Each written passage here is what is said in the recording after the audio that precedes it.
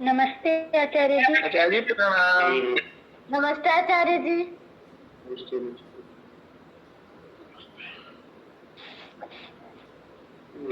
आरभ्य करो। ओम सहना भवतु सहनौ भुनक्तु सह वीर्यं करवावहै तेजस्विनावतीतमस्तु मा विद्विषावहै।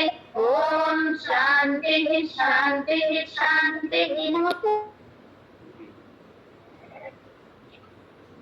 समासों में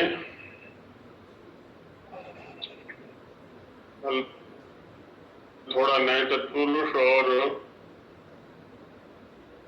उगति प्रायः के प्रसंग पर चर्चा की गई थी। उगति प्रादयः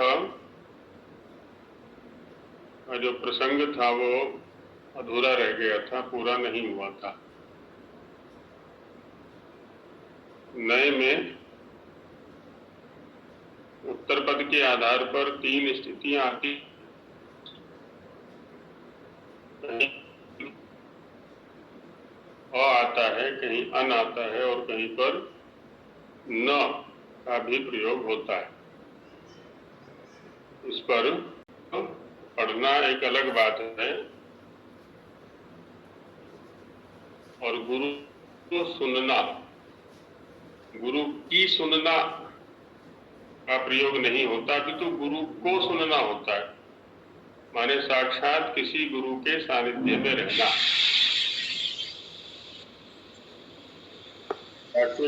सीटी बज रही है कुकर की, तो उससे विद्या आती है। गुरु के सानिध्य में रहने से विद्या आती है। पुष्कलेन धनेन वा, इसका तात्पर्य ये भी होता है कहीं अन्यत्र हम रहेंगे तो धन व्यय होगा हमारा, आवास में, भोजन में और अन्य सुविधाएं चाहिए शरीर संरक्षण के लिए। संभव है गुरु के लिए भी कुछ सुविधाएं अर्जित करनी पड़े, तो धन अपने पास होगा तो उन सुविधाओं की व्यवस्था करके भी हम धन ले सकते हैं, ये विद्या। अथवा विद्या विद्या, तो यहाँ पर क्या होता है, हम पढ़ते हैं और दूसरों को पढ़ाते हैं। पढ़ाने से जितना दूसरों पर उपकार होता है उससे अधिक अपने ऊपर उपकार करता है व्यक्ति। पढ़ाने से दूसरे का कितना लाभ होता है ये तो एक अलग बात है, लेकिन पढ़ाने वाले का बहुत अधिक लाभ होता है। उसकी विद्या में अभिवृद्धि होती है निश्चित रूप से। चतुर्थम नोपपद्यते, और कोई उपाय विद्या के अधिगम का नहीं है। विद्या के संबंध में ऐसी बहुत सारी उक्तियां हैं। उक्तियां बोलते तो हैं लेकिन वो आचरण में आ जाए तो आनंद आ जाता है जीवन में। अब विद्या के लिए कहते हैं कि ये सर्वोत्तम धन है, लेकिन कितनों की समझ में आता है? बहुत कम लोग होते हैं जिनकी समझ में ये बात आती है कि विद्या सर्वोत्तम धन है। विद्या रूपी धन की विशेषता बतलाते हुए कहा गया है कि अपूर्वः कोपि कोशोऽयम्, अपूर्वः कोपि कोशोऽयम् विद्यते तव भारती, विद्यते तव भारती व्ययतो वृद्धिमायाति, व्ययतो वृद्धिमायाति क्षयम् आयाति संचयात्। तो भारती माने विद्या को संबोधित करके यहाँ कहा जा रहा है कि तुम्हारा जो कोश है अपूर्व कोश है, ऐसा कोश हमने और कोई नहीं देखा किसी धन का। क्या विशेषता है इसमें, क्या अपूर्वता है? कहते हैं जितना खर्च करते हैं उतना ज्यादा बढ़ता चला जाता है, और जितना इसको संचय करने की सोचते हैं कि मैं किसी को नहीं बताऊंगा, मैं किसी को नहीं बताऊंगा, उतना ही ये नष्ट होता चला जाता है, खाली होता चला जाता है। आचार्य जी एक बार फिर बोल दीजिए आचार्य जी। अपूर्व, अपूर्व कोऽपि कोशोऽयं विद्यते तव भारति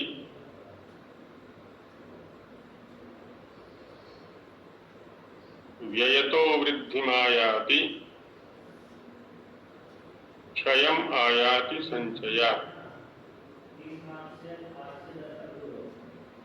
ये भी ग्रुप में डाल दीजिए आचार्य जी। अपूर्व कोऽपि कोशोऽयं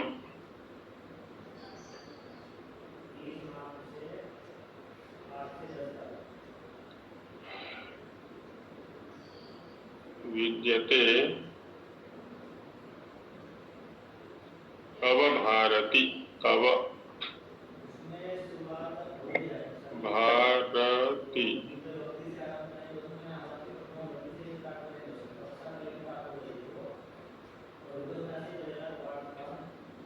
व्ययतो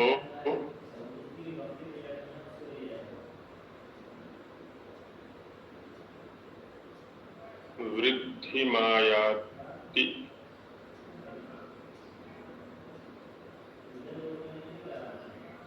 क्षयम् आयाति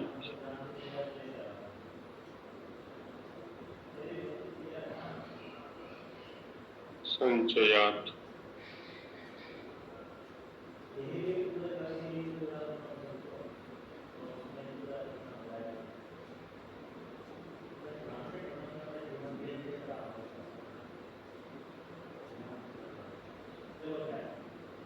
तो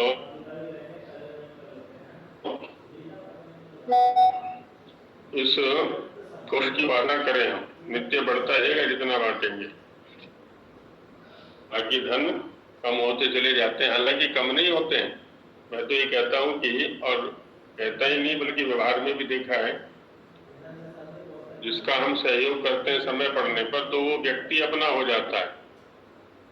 समय पड़ने पर यदि किसी का सहयोग किया तो उसका जो खजाना है वो भी तो हमारा हो गया कि नहीं हो गया।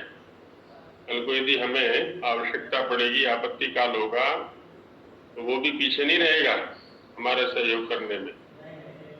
जो भौतिक धन है ना, वो भी बढ़ता है दान करने से। जितना देते हैं सदुपयोग होना चाहिए, सदुपयोग करेंगे तो बढ़ेगा, दुरुपयोग करेंगे तो घटेगा, ये रहता है। चलिए आगे बढ़ते हैं। उगति प्रादय पर चर्चा चल रही थी, तो इसमें एक शब्द लिया हमने, प्रगतः आचार्य अथवा प्रकृष्टः आचार्य, कुछ भी कर सकते हैं। ये भी एक तरह से नित्य समास है। नित्य समास माने अस्वपद विग्रह,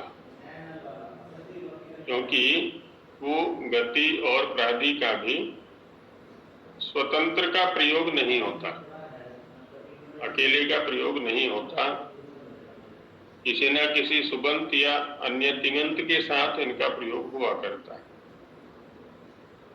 अब जैसे हमने प्राचार्य शब्द को समझने का प्रयास किया, उसके लिए गत की सहायता लेनी पड़ी, क्योंकि प्र का अकेले का प्रयोग ही नहीं हो सकता, या कृष्ट की सहायता लेनी पड़ी, तो प्रगतः प्रकृष्टः आचार्य ऐसा किया।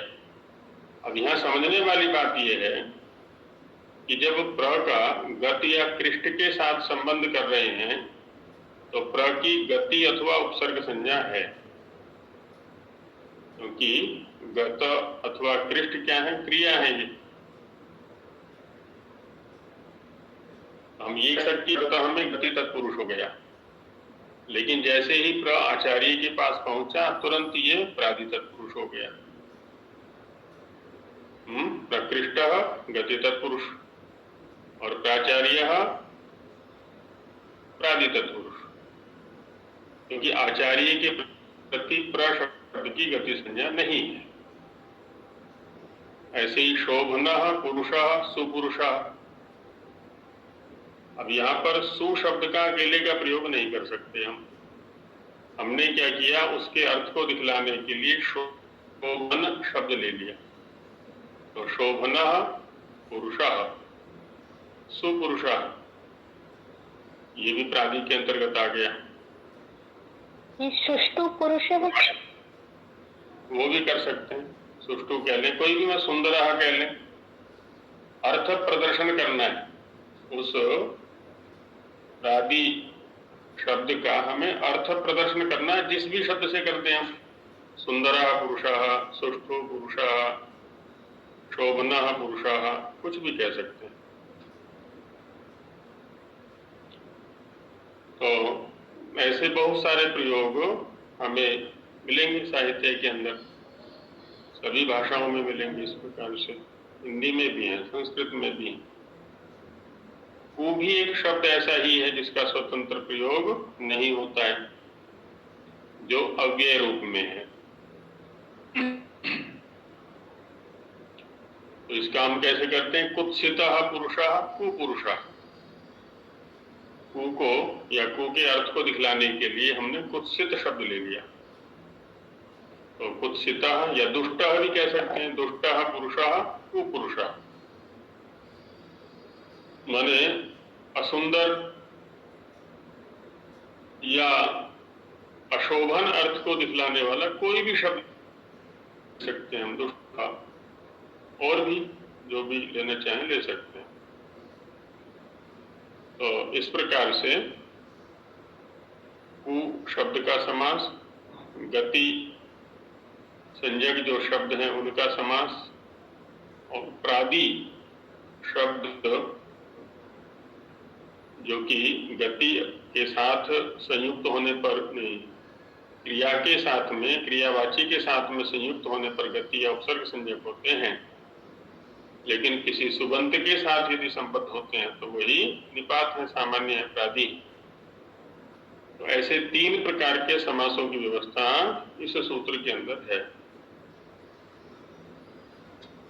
अब इसमें और भी उदाहरण वहां दिए हुए हैं, पुस्तकों के अंदर आप लोग देख सकते हैं, साहित्य में से भी छांट करके ला सकते हैं। एक होता है उपपद तत्पुरुष, तत्पुरुषों के भेदों में ही एक है उपपद तत्पुरुष। उसके लिए आगे सूत्र आ रहे हैं 19, 20, 21 और 22। जी अर्चना जी कुछ कहना चाह रही है? आचार्य जी, ये जो उर्री कृत्य में जो कृत्य लगा है, ये क्रियापद है?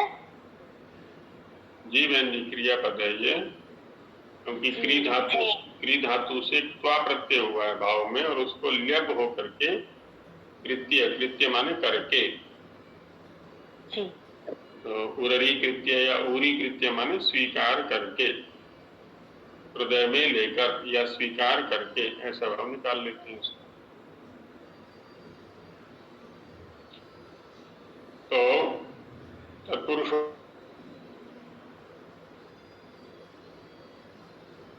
इसमें अष्टध्यायी में किया गया है 19, 20, 21 और 22।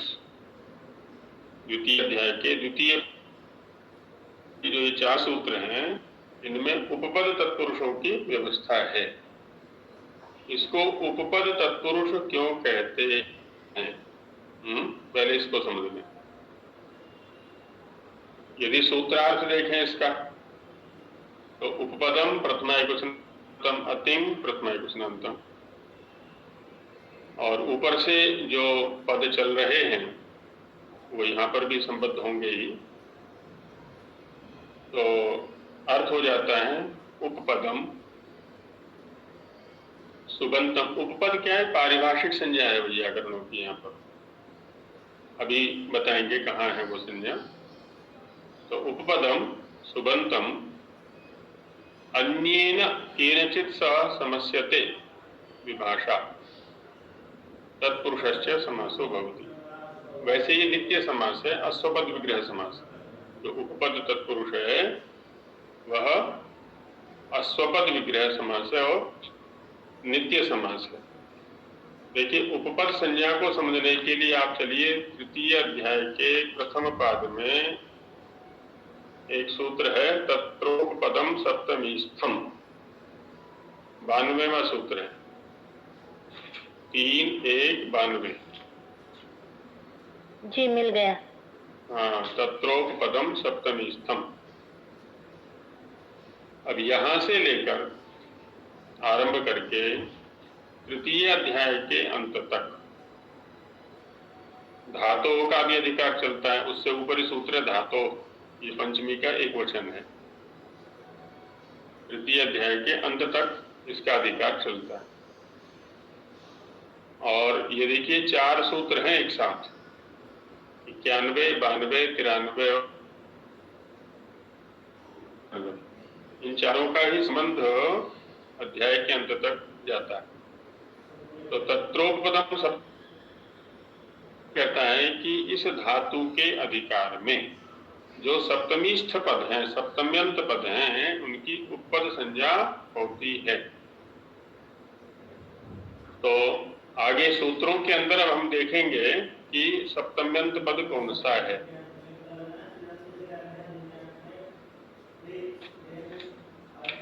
स्थितियां आएंगी और सारे सप्तम्यंतों की उपपद संज्ञा नहीं होती है, ये भी, क्योंकि सप्तमी के बहुत सारे अर्थ होते हैं। ये एक अर्थ हुआ सप्तमी का, उपपद संज्ञा उसकी हो जाएगी। अब जैसे तृतीय अध्याय के द्वितीय पाद का प्रथम सूत्र है 3 2 1, वहां है कर्मण्यन। 3 2 1 में एक सूत्र है कर्मण्यन। इसका यदि विच्छेद करेंगे हम तो अलग अलग पद बनेंगे, कर्मणि और आगे अण। कर्मणि सप्तम एकवचनांतम, अण प्रथमा एकवचनांतम। यहाँ पर धातो की अनुवृत्ति है। तत्रोपदम सप्तमीस्थम के अभी संबंध है। यहाँ पर प्रत्यय परश्च ये भी चल रहा है तृतीय अध्याय के आरंभ से। तो अर्थ हो जाता है कर्मणि उपपदे, क्योंकि कर्म यहाँ सप्तम्यंत है इसलिए उसकी उपपद संज्ञा हो गई। कर्मणि उपपदे, कर्म के उपपद रहते हुए। धातो हो आ रहा है ऊपर से, धातो हो माने धातु मात्रात अण प्रत्ययो भवति। कर्म के उपद रहते हुए, कर्म माने द्वितीय विभक्ति, सामान्य रूप से लेना चाहे तो सु औजस अम औसस ये द्वितीय विभक्ति है, उसकी कर्म संज्ञा है। तो उसके तदंत के उपपद रहते हुए, द्वितीयांत के उपपद रहते हुए या कर्म के उपपद रहते हुए धातु मात्र से अण प्रत्यय होता है। अब यहाँ पर ये उपपद की स्थिति है। ऐसी बहुत सारे सूत्र हैं तृतीय अध्याय के अंदर। अब जैसे हम करेंगे कुंभम करोति, कुंभम करोति। कुंभम क्या है? कर्म, और करोति क्रियापद है, क्रिया धातु का रूप है। ये लट लकार प्रथम पुरुष एकवचन का।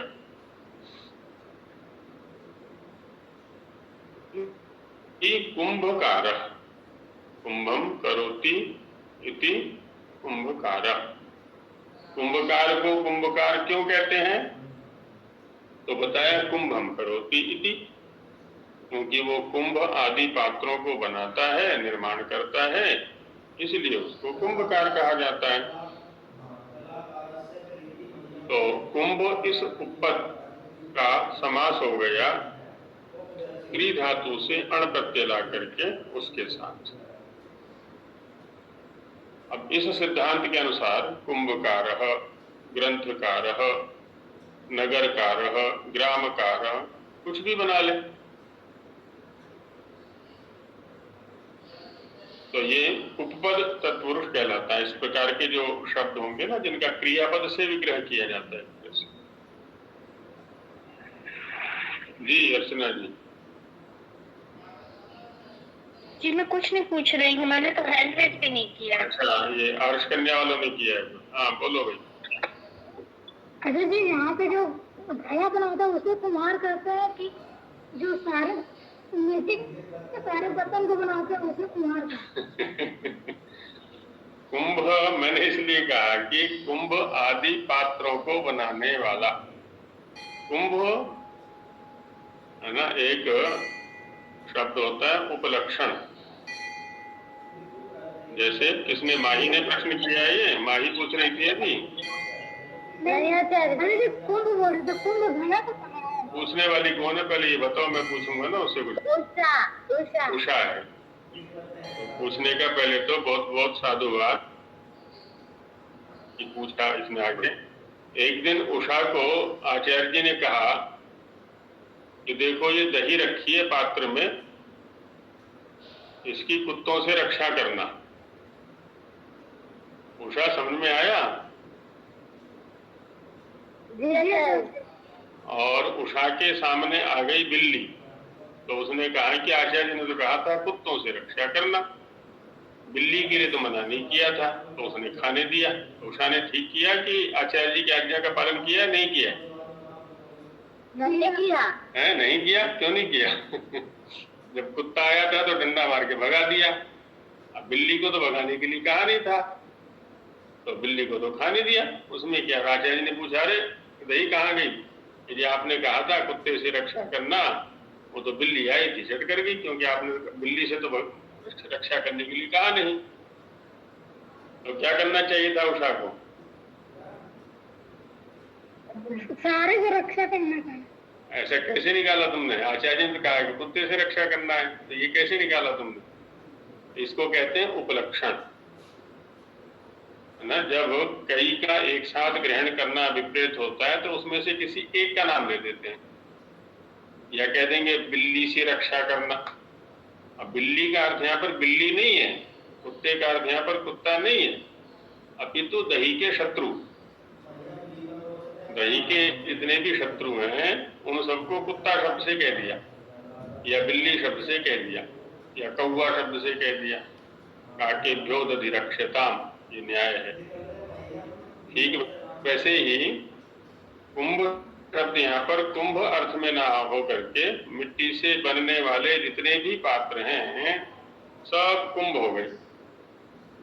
तो कुंभम करोति इति कुंभकारः, वो हो गया। आचार्य जी कुम्हार उसी से बना है, कुम्हार शब्द। जी बहन जी, उसी से विकृत होकर के कुमार बन गया। कुंभकारः, कुंभारः, कुम्हारः, कुम्हार हो गया प्रभु। ऐसे ही शब्दों का ह्रास से विकास होता है। लोहकारः, लोहम करोति इति लोहकारः, हालांकि लोहे को नहीं बनाता हो, लोहे से अन्य पात्रों को बनाता है या साधनों को बनाता है। सुवर्णकारः, सुवर्णम करोति इति सुवर्ण, अब कहीं पर भी ले जा सकते हैं इसको। मालाकारः, माली के लिए मालाकार शब्द आता है। सब उपपद तत्पुरुष में आएंगे ये सारे के सारे। तो ऐसे ही और भी उदाहरण यहाँ पर हैं, उनको देख लेंगे। ये उपपद तत्पुरुष का विषय होता है। बहुत सारे शब्द ऐसे आएंगे, स्वाध्याय करें, उनमें से शब्दों को छांट के लाया करें, तब देखिए आप लोगों का विद्याभ्यास कितना प्रगति करता है।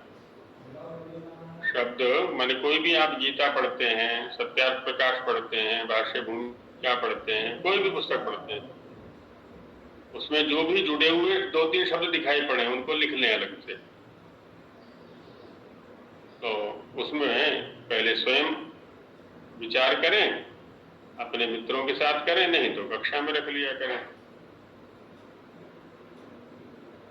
संशय होता है तो भी रखें यहाँ ला करके।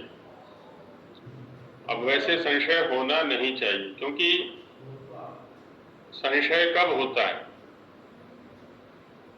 जब किसी वस्तु के या किसी शब्द के सामान्य धर्म हमारे सामने हुआ करते हैं, और जैसे ही विशेष पर चिंतन जाता है तो संदेह दूर हो जाता है। महादेव जी कुछ कहना चाहते हैं। आचार्य जी, कर्मकार, तो कर्म सब कुछ तो कर्म ही है, तो कर्मकार विशेष रूप से वो जैसे कामार, ऐसा उसको समझते क्यों? ये देखिए बहुत अच्छा प्रश्न किया है। एक होता है कर्म करह, और एक होता है कर्मकारः। दो शब्द हैं, कर्मकरः और कर्मकारः। जो लेकर कर्म करता है उसको कहते हैं कर्मकरः। वेतन लेकर के कर्म करता है ना कि वेतन दोगे तो मैं कर्म करूंगा, या स्वामी भी कह देता है भाई तुम कर्म करोगे तो तुम्हें वेतन मिलेगा। कैसे मिलेंगे? वृत्ति मिलेगी। कर्मणि वृतौ सूत्र है द्वितीय अध्याय के द्वितीय पाद में, कर्मणि वृतौ। वृत्ति कहते हैं वेतन को, तो वेतन लेके कर्म करने वाला कर्म करा, और अपना कर्म करने वाला वो कर्मकारः हो जाएगा। कर्मकारः शब्द का जो जी कर्मचारी। कर्मकारः शब्द का जो महादेव जी का प्रश्न था, शब्द का जो प्रयोग है वो निकम्मे शब्द के सापेक्ष हो जाएगा। क्योंकि एक निकम्मा भी तो होता है ना जो कुछ कर्म नहीं करता है, तो ये निष्कर्म नहीं है, निष्कर्मा नहीं है। निष्कर्मा का बिगड़ के निकम्मा बन गया, निष्कर्मा नहीं है, कर्महीन नहीं है। अभी तो ये अब देखिए कर्महीन का ही बिगड़ के कमीन बन गया। कमीन शब्द का प्रयोग करते हैं लोग, कर्म करता नहीं है, खाता रहता है पड़ा पड़ा, उसको कमीन जैसा बोल देते हैं। और भी गलत अर्थ में इसका प्रयोग कर देते हैं थोड़ा। तो निष्कर्म के सापेक्ष कर्मकारः हो गया कि ये कर्मशील है, कर्म करने वाला है। कर्मचारी, कर्मचारी शब्द का जो प्रयोग है वो सामान्य रूप से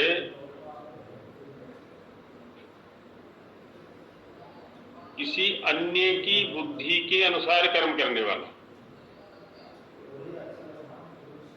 बुद्धि किसी और की लगती है और कर्म कोई और करता है, ऐसे प्रसंग में प्रयोग हुआ करता है। एक होते हैं बुद्धिजीवी और एक होते हैं श्रमजीवी,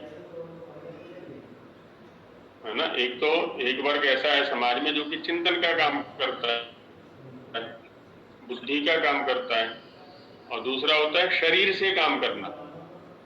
वहां बुद्धि का उपयोग नहीं करते। जैसे सेनापति है, अब सेना है, निर्णय लेता है, सेना उसके अनुकूल कर्म करती है। ठेकेदार बुद्धि से निर्णय लिया करता है, भवन मकान आदि बनते हैं ना, कॉन्ट्रैक्टर हैं, और उसके अधीन मजदूर कर्म किया करते हैं, तो वो कर्मचारी हो गए। और दूसरा जो है वो बुद्धिजीवी हो गया। एक श्रमजीवी, क्रमेण जीवति इति श्रमजीवी, और कर्मणा जीवति इति कर्मजीवी। ये भी उपपद तत्पुरुष के अंतर्गत है, श्रमजीवी बुद्धिजीवी। अब देखिए मजदूर शब्द में भी बहुरी समास है। मजदूर शब्द समझ में आता है, इसको कहते हैं बहुरी समास से खोल सकते हैं इसको। मजे हैं दूर जिसके, हाँ, मजे हैं दूर जिस वो। अब देखिए व्याकरण कितना आनंद लाता है शब्दों के व्यवहार में। वो हर समय श्रम में लगा रहता है, हालांकि मजे दूर नहीं है, मजे वही लेता है जो श्रमजीवी होता है। मजे वही लेता है, भूख का आनंद वो लेता है, नींद का आनंद वो लेता है। जो बुद्धिजीवी है ना तो उसको नींद आती है ना ही उसको भूख लगती है, इसलिए वो भोजन का स्वाद भी नहीं ले सकता है भूख, और ना ही पलंग का स्वाद ले सकता है, वो आनंद ले सकता है क्योंकि नींद नहीं आती उसको। सुविधाएं तो बहुत सारी हैं उसके पास, पर शरीर तो नहीं है भोगने के अनुकूल। लेकिन जो मजदूर है, अब यहाँ पर सुविधाओं का नाम ही मजे रख दिया हो तो बात अलग है। तो ऐसे ही और भी शब्दों को देख सकते हैं।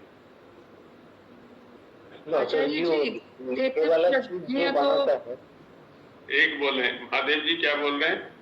लोहे वाला जो चीज बनाता है उसको क्या बोले, उसको नाम क्या? लोहकारः। लोहार। और सोने से बनाने वाला सुवर्णकारः। और उसकी क्रियाओं को देख करके शब्द और बना भी सकते हैं। क्रिया के अनुकूल किसी शब्द का प्रयोग कर सकते हैं। कोई कुछ कहना चाह रहे थे शिवानी जी, क्या कहना चाह रहे थे? स्थित प्रज्ञ को भी बहुव्रीहि समास। बिल्कुल बिल्कुल बिल्कुल, आपने ठीक पकड़ा गीता से। स्थिता प्रज्ञा यस स स्थित प्रज्ञा, जिसकी प्रज्ञा स्थित हो गई है, टिक गई है, विचलित नहीं है, इधर उधर भाग नहीं रही है, संशय ग्रस्त नहीं है ना, तो वो हो गया स्थित प्रज्ञा। स्थिता प्रज्ञा यस्य। आचार्य जी लौह कारः होता है, लोह कारः नहीं होता है ना, लौह कारः। हाँ, इसमें दोनों प्रकार से प्रयोग है, लोह अथवा लौह, हाँ? शब्द ही उपलब्ध होते हैं, लौह और लोह। हालांकि बहन जी का कथन अपनी जगह ठीक है, लोहस्य इदम लौहम, ऐसा कर सकते हैं। लोह से संबंधित जो वस्तु है उसको कहेंगे हम लौह, और लौहम करोति इति लौहकारः, ऐसा कह सकते हैं। लोहे से संबंधित वस्तुओं को बनाने वाला, ये अर्थ हो जाएगा। आचार्य जी, एक लोक भाषा है, एक कामार, ये लोह का अर्थ है, कोई कोई समय कामार बोलते हैं, ऐसा ही। कर्मारः, संस्कृत में उसके लिए कर्मार शब्द है, कर्मारः। और कर्मार, हाँ जी, वो भी उसी के लिए आया हुआ, कर्मारः। कर्मारः शब्द वैसे शिल्पी के लिए आ जाता है, जो शिल्पशील होते हैं ना, जो किसी ना किसी कार्य को करने में, जिसको जैसे हस्तशिल्प, हस्तशिल्पी हैं, तो शिल्पियों के लिए कर्मार शब्द का प्रयोग आ जाता है। तो कर्मार का ही वो आप जो शब्द प्रयोग कर रहे हैं वो है। झाड़ू लगाने वाले को क्या बोलते हैं? स्वीपर को संस्कृत में।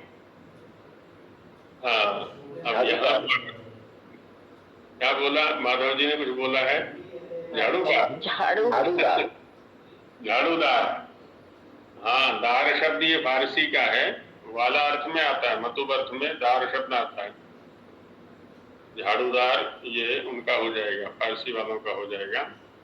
शुचिकारः बोल सकते हैं, शुचि करोति इति शुचिकारः, पवित्रता करने वाला, सफाई करने वाला। सम्मार्जकः अपि भवितुं शक्यते वा? सम्मार्जकः, सम्मार्जकः, क्योंकि वहां पर मृजूष शुद्ध धातु से ये बनाया हुआ है, तो सम्यक्तया मार्ष्टि इति सम्मार्जकः, अच्छी प्रकार से सफाई करने वाला, वही अर्थ है वहां पर भी सम्मार्जकः, लूल प्रत्यय होकर के। तो ऐसे यहाँ तो शब्दों का भंडार है, एक एक अर्थ के लिए बहुत सारे शब्द हैं। लोक भाषा से शब्दों को उठाएं, सबका मूल संस्कृत में मिलेगा। किसी भी भाषा से किसी भी शब्द को उठाएंगे तो संस्कृत में सबका आधार मिलेगा। तो ये तत्पुरुष का प्रकरण हमारा पूरा हो जाता है। हाँ जी, कोई कुछ पूछना चाह रहे हैं? आर्ष कन्या वाले पूछ रहे हैं या कौन पूछ रहे हैं? बोलिए। तो आचार्य जी, वैद्य का कैसे संस्कृत का अर्थ निकलेगा? वैद्य, बहुत सुंदर शब्द पूछा है आपने एकदम। एक सूत्र है चतुर्थ अध्याय में, तद अधीते तद वेद, तो अर्थ बनेगा विद्याम अधीते विद्याम वेद, विद्या का अध्ययन करने वाला अथवा विद्या को जानने वाला। जैसे व्याकरण का अध्ययन करता है अथवा व्याकरण को जानता है, उसको कहते हैं वैयाकरणः। निरुक्त का अध्ययन करने वाला या निरुक्त को जानने वाला निरुक्तः। मीमांसा का अध्ययन करने वाला या मीमांसा को जानने वाला मीमांसकः, ये बनते हैं। वैसे ही विद्याम अधीते वेद वा, है ना, देखिए चतुर्थ अध्याय के द्वितीय पाद का 58वां सूत्र है, तद अधीते तद वेद, 4-2-58। तो विद्याम अधीते वेद वा, विद्या का अध्ययन कर रहा है अथवा विद्या को जानता है। उसको कहेंगे वैद्य। लेकिन सबको तो वैद्य नहीं कहा जाता। देखा जाए तो विद्या संबंधी जो भी कर्म कर रहा है, जिसको हम विद्वान कहते हैं, उसको वैद्य कहा जाना चाहिए। लेकिन विद्वान तो कह देते हैं सभी को, परमात्मा भी विद्वान है और हम आपस में भी एक दूसरे के लिए विद्वान शब्द का प्रयोग करते हैं, लेकिन वैद्य शब्द का प्रयोग किसी व्यक्ति विशेष के लिए किया जाता है। तो वहां इसलिए करते हैं क्योंकि उसके पास केवल ज्ञान ही नहीं, कर्म भी है। जो विद्या को कर्म में उतार देता है वो वैद्य कहलाता है। अब किसी ने आयुर्वेद का अध्ययन तो कर लिया लेकिन कभी चिकित्सा की नहीं, उसको वैद्य नहीं कहेंगे। उसको विद्वान तो कह सकते हैं लेकिन वैद्य नहीं कहेंगे। वैद्य उसी को कहेंगे जिसने ज्ञान की कर्म में परिणति कर दी है, ज्ञान को व्यवहार में उतार दिया और वो सीधा सीधा उपकारी होता है, जनता के साथ में सीधा जुड़ा होता है। तो वैद्य शब्द उसी के लिए प्रसिद्ध है, अन्यों के लिए नहीं है। जी, और भी कोई कहना चाह रहे हैं? आचार्य जी, चिकित्सा में कौन सी धातु आएगी? चित्त निवासे रोगापनयने च गुप्तिज किद्भ्या सन, तृतीय अध्याय के प्रथम पाद में सूत्र है, उससे सन प्रत्यय होकर के चिकित्सा बनता है। चिकित्सा, चिकित्सक, चित्त निवासे रोगापनयने च, रोग का अपनयन, रोग को दूर करना। जी माशा जी कुछ कहना चाह रहे हैं? सोमदत्त जी। आचार्य जी, किसी विषय के विशेषज्ञ को डॉक्टर की उपाधि से विभूषित किया जाता है जी। जैसे उसने PhD कर ली तो विषय डॉक्टर की उपाधि से मिल जाती है वैद्य के स्थान पर। जो किसी विषय का विशेषज्ञ होता है उसको डॉक्टर कह देते हैं। ठीक बात है। वहां पर देखिए वैद्य शब्द को रख लिया है इन्होंने, वहां पर वैद्य शब्द को रख लिया है। डॉक्टर माने विशेषज्ञ।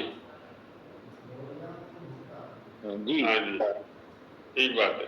तो गुरु जब वो अच्छे से जानकारी कर ली अपने विषय में, बिल्कुल BA तक या MA तक उसने अध्ययन किया है और उसके बाद किसी विषय विशेष में शोध किया है, शोध किया है, व्यावहारिक विषय विशेष पर का जो व्यावहारिक स्वरूप है, अन्य आचार्यों के मत में भी, अन्य ग्रंथों के मत में भी उसका शोध करके प्रस्तुत किया, तो उसको हम डॉक्टर या वैद्य कह देते हैं। ठीक बात। उसकी चीर फाड़ कर दी। बिल्कुल बिल्कुल, विश्लेषण किया उसका, शल्य क्रिया की उसकी। कई बार कंफ्यूज जाता है ये PhD वाला डॉक्टर है। जब हम अननोन पर्सन को से डॉक्टर लगा हुआ देखते हैं तो PhD वाला डॉक्टर है या वो वाला डॉक्टर है, कैसे पता चलेगा? हाँ, ये तो सारे ही डॉक्टर हो गए। अब उससे व्यवहार करके ही पता चलेगा कि ये कहाँ किस प्रकार का व्यवहार कर, या उसके परिजन उसके संपर्क में जो रहते हैं उनसे पता चलेगा। परिचय पूछने पर पता लग जाएगा। हाँ, परिचय पूछने पर ही पता चल जाएगा। आजकल संक्षिप्त नाम लिखने की बड़ी परंपरा है। डा लिख देते हैं। अब डा से डाकू भी हो सकता है, डा से डॉक्टर भी हो सकता है। वो अधिकतर जो PhDयां हो रही हैं वो डाके डाल के होती हैं आजकल। कुछ इधर से उतारा, कुछ उधर से उतारा, कुछ उधर से उतारा। हमारे पास लेख भेजते रहते हैं लोग वेदवाणी में छपने के लिए, उन्हें स्वयं नहीं पता होता कि लिखा क्या है, हमने उतार दिया कहीं से भेज दिया, क्योंकि उनको नंबर मिलने हैं उसके। तो बड़ी दुर्गति कर रखी है ज्ञान की इंडिया ने।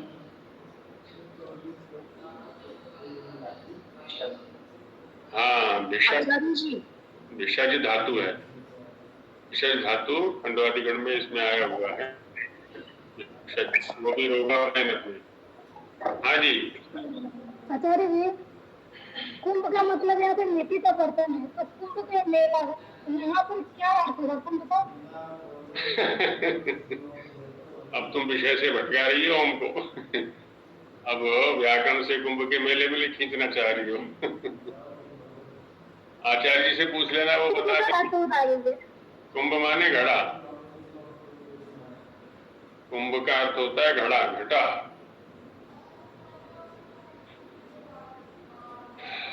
ऐसे तो बहुत स्थानों पर कुंभ शब्द मिलेगा, तो उसका अर्थ क्या है वो वहां जाकर के पता चलेगा। कुंभ मेला क्यों रखा गया है? आपको तो उत्तर देना चाहिए था बहन जी इसका, बच्चे का। वो बताते हैं कि एक बार इसकी समुद्र मंथन की कहानी तो सुनी है ना, पौराणिक जगत में प्रसिद्ध है। तो अमृत निकला था एक घड़ा भर के, उसमें से देवता लोग जो है लेकर के भाग गए, असुर उनके पीछे पीछे पड़े कि हम भी पिएंगे, हमें भी दो, हमें भी दो। अब वो जहां जहां जाते वहां बूंदे छलकती चली गई उसकी। तो अब कुंभ से चूंकि कुछ बूंदे गिरी थी तो वहां कुंभ मेला पड़ने लगा, ऐसा आख्यान बनाया हुआ है।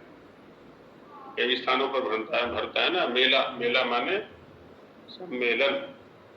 वैसे तो अब ये जो हमारे बीच चल रहा है समुद्र मंथन तो चल रहा है इस कक्षा के अंदर, और इस समुद्र मंथन से निकलेगा अमृत विद्या रूपी। जो देव होगा वो ले लेंगे, असुर जो है लालायित आंखों से देखते रहेंगे, अरे वो तो लेके चला गया, उसने तो चर्चा कर ली और हम बैठे देखते रह गए। तो यही होता है।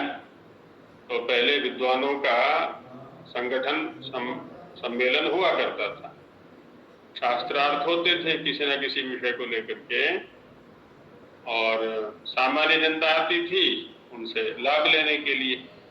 तो खूब अमृत बांटा जाता था, विद्या रूप अमृत। इसीलिए तीर्थ भी कहा जाता है इनको। तरंती अनेन इति तीर्थ या तीर्थम, जिसे तर जाते हैं, पार चले जाते हैं। अब वो जल में संकुचित हो गया जो शब्द है वो। आचार्य जी, ये शब्द एक बार इसमें समास आएगा कि नहीं आएगा? आत्मन्येव आत्मना, आत्मनि सप्तम एक वचनांतम, एव अव्यय पदम, आत्मना तृतीय एक वचनांतम। तीनों शब्द अलग अलग है, ये क्यों संधि हो गई है, समास नहीं है। आत्मनि एव आत्मना, तीनों पद अलग अलग है। तो आचार्य जी इसका थोड़ा सा मतलब भी आप अगर बता सके तो, थोड़ा कंफ्यूजन है इसमें। आत्मनि से आत्मा मतलब कैसे? पूरा श्लोक बोलिए, आपके सामने होगा, मुझे श्लोक याद नहीं है। अच्छा एक मिनट आचार्य जी। प्रजहाति माधव जी सुनिए, बोल रही है बहन जी। हाँ जी शिवानी जी। प्रजहाति यदा वान पार्थनो गतान मन्ये आत्मातुष्टः स्थितप्रज्ञस्।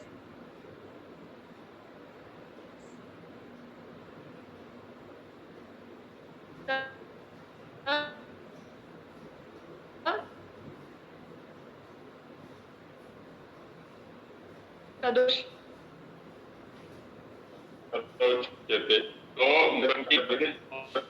अपने अपने विषय को लेना चाहता है, ये लाओ ये लाओ ये लाओ ये लाओ, पता नहीं क्या क्या क्या करके करते रहते हम सब पिता है। प्रजहाति माने अच्छी प्रकार से छोड़ दो। आत्मन्येव आत्मना तुष्ट, और स्वयं से स्वयं में ही संतुष्ट रहता है। बाह्य किसी विषय की अपेक्षा ही नहीं होती। आत्मन्येव आत्मना तुष्ट, स्वयं में स्वयं से संतुष्ट रहना।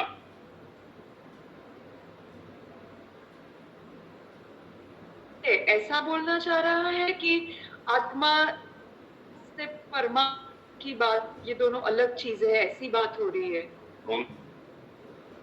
लेकिन यहाँ है जब आत्म विषय होता है आध्यात्मिक चिंतन, एक होता है बाह्य चिंतन। आध्यात्मिक चिंतन होता है आंतरिक या कारण पर चिंतन करना, और बाह्य चिंतन होता है उसके बाह्य स्वरूप पर चिंतन करना, या सांसारिक या आदि भौतिक चिंतन करना, वैदिक चिंतन करना। तो हम चिंतन कर रहे हैं किसी के स्वरूप पर। किसके स्वरूप पर? है ना। तो जब हम अपने स्वरूप पर चिंतन करते हैं तो वहां किसी की कुछ आवश्यकता ही नहीं है, स्वयं स्वयं से ही संतुष्ट रहता है। प्रायः संतुष्टि किससे होती है हमारी? इंद्रियों के विषयों से। अच्छा सा सुन लें, अच्छा सा देख लें, अच्छा सा खा लें, अच्छा सा स्पर्श कर लें, अच्छी से स्थान पर चले जाएं, आदि आदि इंद्रियों के विषयों से संतुष्टि हुआ करती है। लेकिन इन सब क्यों छोड़ दिया? कहते हैं आत्मा का तो इनसे कोई संबंध ही नहीं है। तो आत्मन्येव आत्मना तुष्टा, स्वयं के स्वरूप पर चिंतन करते करते करते तो स्वरूप स्थिति है ना उसकी हो जाती है बाद में, उसको कहा जाता है आत्मन्येव आत्मना तुष्टा। धन्यवाद आचार्य जी। एक ही इसमें छोटा सा एक बात, सॉरी इसमें थोड़ा अलग पूछा। मैंने ऐसा सुना था किसी को उपनिषद में या किसी में बोलते कि दुख ये भी मन की ही स्थिति है ना आचार्य जी? आपने बोला कि मन में सारी कामनाओं की और सुख की स्थिति है, तो किसी ने बोला था वो भी आत्मा से ही है, आत्मा ही उसका वो स्टार्टिंग पॉइंट, हिंदी में शब्द नहीं मुझे मिल रहा, पर आत्मा से ही उत्पन्न होती है, दुख भी उसकी ही एक वो है। हाँ, उसमें ये विषय वैसे तो दार्शनिक कक्षाओं के विषय हैं ये, और पकड़ में आ पाएंगे ये थोड़ा सा मुश्किल लगता है, क्योंकि आत्मा शब्द का प्रयोग अनेक स्तरों पर हुआ करता है। इंद्रियों के लिए भी है, अंतःकरण के लिए भी है, बुद्धि के लिए भी है, शरीर के लिए भी है, आत्मा के लिए भी है। तो अनेक स्तरों पर आत्मा शब्द का प्रयोग होता है।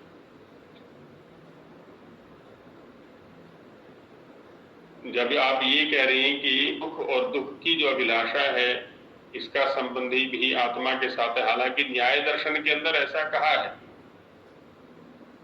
इच्छा द्वेष प्रयत्न जानानी आत्मनो लिंगम, आत्मा के होने के ये लक्षण हैं, संकेतक हैं, चिन्ह हैं। लेकिन बात यह है कि इनकी अनुभूति कौन कर रहा है, इनकी सत्ता कैसे है। कल भी प्रसंग चलाया था हमने, सुख या दुख का संबंध इंद्रियों के साथ है। कहते हैं इंद्रियों को, तो इंद्रियों की अनुकूलता सुख, इंद्रियों की प्रतिकूलता दुख, ऐसा होता है ये। तो इंद्रियों के स्तर के व्यवहार पर ही सुख हुआ करते हैं, आत्मा से कोई लेना देना उनका नहीं है। लेकिन ये जो अनुभूतियां हैं, ये जो व्यवहार हैं, ये जो घटनाएं हैं, ये घटेंगी तभी जबकि शरीर में आत्मा रहेगा। शरीर से आत्मा निकल गया, अब ये इंद्रियों के व्यापार सब शांत हो गए, इस रूप में कह दिया जाता है। आचार्य जी, आत्मा का ये छह गुण बताए, सुख दुख द्वेष प्रयत्न इच्छा, ये जो छह है इसमें से मुझे लगता है नैसर्गिक तो ज्ञान और प्रयत्न हुए, और ये और बाकी के लिए माध्यम की जरूरत होती है। आत्मा को शरीर का माध्यम चाहिए, तब वो राग द्वेष सुख दुख अनुभव करेगा। ठीक बात। ये आत्मा को शरीर की जरूरत पड़ेगी माध्यम की, और इसका जैसे प्रयत्न और ज्ञान तो मुक्ति में भी वो अनुभव करेगा ना, प्रयत्न। जी।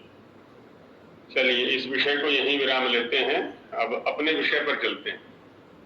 हाँ जी, शर्मा जी कुछ कहना चाह रही है क्या? आचार्य जी, अबला शब्द में समास कैसे होगा? जी, शब्द में समास कैसे होगा? कभी लोग कहते हैं अब की जो अबलाएं हैं वो अबला नहीं है, सबला है। कि पहले पुरुष कमा के लाया करता था, तो जब आवश्यकता होती थी तब वो कहा करते थे कि अब ला अब ला अब ला। अब तो जैसे ही मास का समाप्ति हुई और पता चला कि वेतन आने वाला है, तो अब कहती हैं सब ला सब ला। तो वो अब अबला नहीं है, वो सबला है। तो वैसे जहां से आप प्रश्न पूछिए, कवियों की कल्पना है मनोरंजन के लिए, कहीं कहीं घटनाएं घट भी सकती हैं, तभी उन्होंने भी उत्पत्ति दी है ये। तो वैसे सामान्य रूप से बल का केंद्र पुरुष को माना जाता है। ये व्यावहारिक स्तर पर चिंतन है, तात्विक हो ऐसा नहीं है, अथवा अपवाद नहीं होते ऐसा भी नहीं। बल का केंद्र पुरुष को माना जाता है। हमारी इस कक्षा में पुराने पुरुष भी हैं और पुरानी महिलाएं भी हैं। संभवतः ग्राम्य जीवन में भी कुछ लोगों ने रहा होगा और पता होगा, ध्यान होगा कि पहले यदि कोई महिला, माता, बहन, बेटी आदि घर से बाहर जाती थी तो उसके साथ में किसी पुरुष को भेज दिया जाता था, भले ही छोटा बच्चा हो, कि जा साथ में चला जा, बहन जा रही है, तेरी माँ जा रही है, तेरी बेटी वो जा रही है, जो भी साथ में, अकेली नहीं भेजा करते थे। तो अब उसको चाहे सामाजिक परिस्थिति कह लें, वैसा परिवेश कह लें, वातावरण कह लें, तो उसको अब न विद्यते बलम यस्याम सा अबला, है ना, जिसमें बल नहीं है। हालांकि जब संघर्षशील होता है कोई भी, चाहे पुरुष है चाहे महिला है, तो बल की कमी नहीं है किसी के पास भी। महिलाओं ने भी खूब बल प्रदर्शन किया है, इतिहास में ऐसी अनेक महिलाएं रही हैं, अभी भी हैं, है ना। राष्ट्रपति, प्रधानमंत्री, मुख्यमंत्री ने जाने क्या क्या बनी है, बन रही हैं, अभी भी बन रही है, जिनको अवसर मिला है। तो इस रूप में वहां पर कह दिया जाता है न विद्यते, बहुरी समास, न विद्यते बलम यस्याम सा अबला, ऐसा है। आचार्य जी, मनोगतान क्या सप्तमी तत्पुरुष समास होगा? जी बहन जी, बिल्कुल ठीक कह रही हैं आप। मनसी गता मनोगता, मन में प्राप्त हुए, मन में गए हुए माने मन में प्राप्त हुए। अब जैसे मनोरथ शब्द है, मनोरथ शब्द का क्या अर्थ है? शंकाएं ऐसी पूछे जिनमें समास भी छिपा हो, व्याकरण भी चलता रहे हमारा, एकदम व्याकरण से भटकाए नहीं हमें कोई, व्याकरण से ही मनोरथ में इच्छा। हाँ, तो व्याकरणों से प्रश्न पूछा, तो व्याकरण हो गए सभी लोग। तो मन है रथ जिसका, मन रथम यस्य सह मनोरथा, मन पर आरूढ़ होकर के ही तो इच्छा आगे चला करती हैं, कामनाएं चला करती हैं, मन ही रथ है उनका, तो वो मनोरथ हो गया। मन है रथ जिसका, वो मनोरथ। उद्यमे नहीं सिद्ध्यंती कार्याणी न मनोरथ ही। जब उद्यम करते हैं, परिश्रम करते हैं, तभी कार्य सिद्ध होते हैं। केवल मनोरथ, इच्छा, कामना करने मात्र से नहीं हुआ करते। नहीं सुप्तस्य सिंहस्य प्रविशंति मुखे मृगा, शेर कितना भी बलशाली हो, पराक्रमशाली हो, लेकिन मुख खोल के सो जाए कि मेरे मुख में अपने आप मृग आ जाएंगे, भोजन आ जाएगा, तो भी कोई नहीं आएगा, परिश्रम करना पड़ेगा। तो मनोरथ में भी बहुरी समास हो गया। मनः कामना में भी बहुरी, मनः कामना में तो षष्ठी तत्पुरुष हो गया, मनोगत में सप्तमी तत्पुरुष कर सकते हैं। मनसी गता मनोगता। ऐसे श्लोकों में से शब्द उठाया करें, बड़ी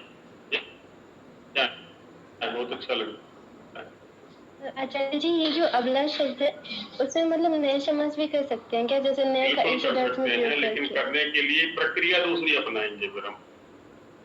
बलम अस्याम अस्तीति बला, महिला के लिए बला शब्द का प्रयोग भी करते हैं, और न बला अबला,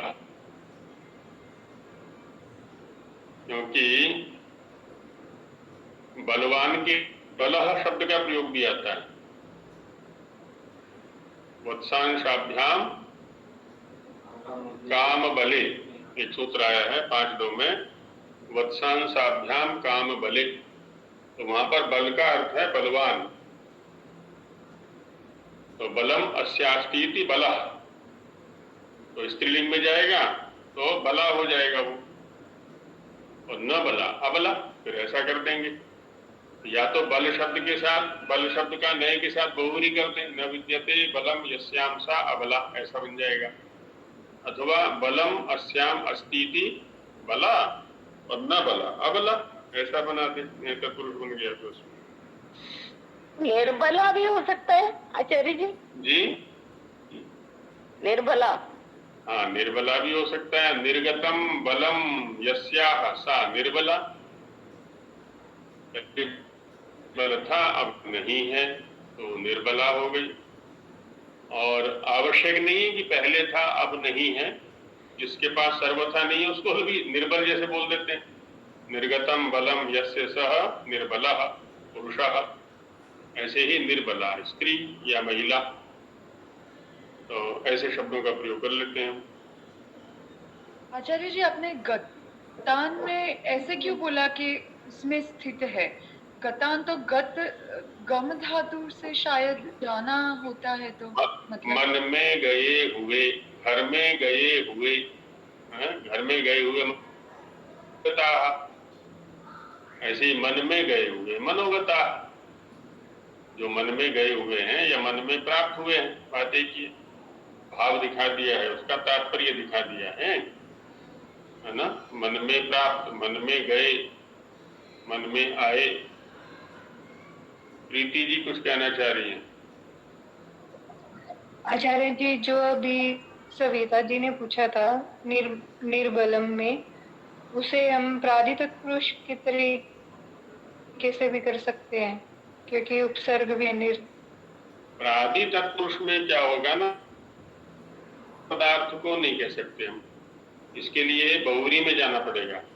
प्राधि तत्पुरुष में, है ना, प्राधि तत्पुरुष में ऐसा कर सकते हैं निर्गतः बलात्, ऐसा कुछ जो बल से बाहर हो गया है। अब यहाँ पर बल का अर्थ हो गया जैसे राष्ट्र का बल है, तो निर्गतः बला निर्बला, जो सेना से बाहर हो गया है, उसका अर्थ बदल जाएगा। लेकिन जब हम कहेंगे निर्बला पुरुष है, माने कम बल वाला, तब निर्गतम बलम यस्मात् ऐसा बहुवरी करेंगे वहां। अब विधेय को देखना होता है कि प्रयोग किस रूप में हो रहा है, इसका किस अर्थ में प्रयोग हो रहा है।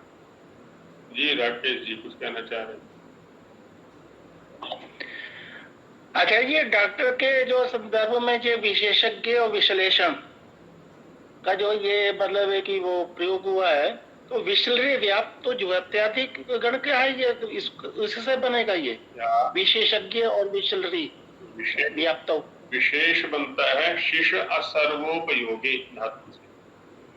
शिष, अच्छा, हाँ, शिष असर्वोपयोगी से शेष बनता है, और शेष से ही विशेष बनता है, और विश्लेषण बनता है श्लिष आलिंगने धातु से। तो श्लेषण क्लिष्ट जो आलिंगित है, चिपका हुआ है, संदिग्ध है, तो कहेंगे। और विश्लिष्ट माने खुला, अलग अलग किया हुआ, विश्लिष्ट हो गया वो। श्लिष आलिंगने से विश्लेषण बनेगा, विउपसर्ग, और शिष असर्वोपयोगे से शेष या विशेष बनेगा। और ज्ञ हो गया उसका फिर जो जानकार हो गया, विशेष ज्ञानकार। विशेषम जानाति या विशेषेण जानाति इति विशेषज्ञ, ये हो गया उपपद तत्व हो गया। जी धन्यवाद। ऐसा रहेगा। चलिए आज यही विराम लें, सभी की शंकाएं होंगी, बाकी और कल ले लेंगे शंकाएं। चलिए मंत्र पाठ। ओम सहनो भवतु सहनो भुनक्तु सह वीर्यं करवावहै तेजस्विनावधीतमस्तु मा विद्विषावहै। ओम शांति शांति शांति। नमस्ते आचार्य जी।